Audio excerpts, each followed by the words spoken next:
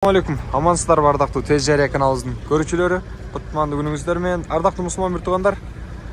Рамазан айы куттуу болсун. Рамазан айында жакшылыктар болсун.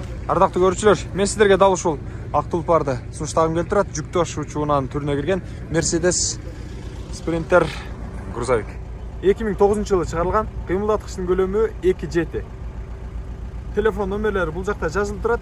Коробка механика. Баасы болсо $22.000. Сырткы көрүнүшүн бир серия сиздерге айланып көргөзүп коеюн.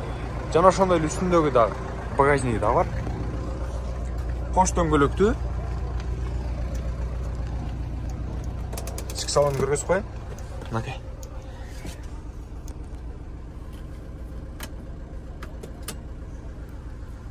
$352.156 чакырым жүргөн. Көрдүңүздөрбү?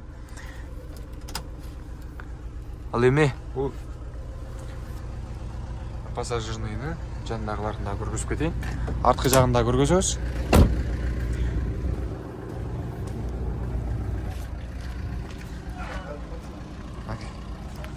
Көрүп турасыздарбы, кыргыз номеринде. Артында жайкы дөңгөлөктөр бар.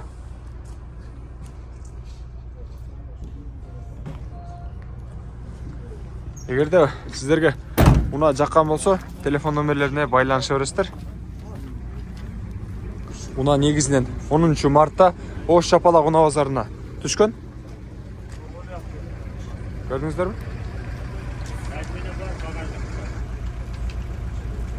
Баасы бул жакта телефон номерлери жазылып турат. Жогоруда мен айтып өткөндөй, багажникке дагы уруксат кагазы бар. Бардыгы жайында.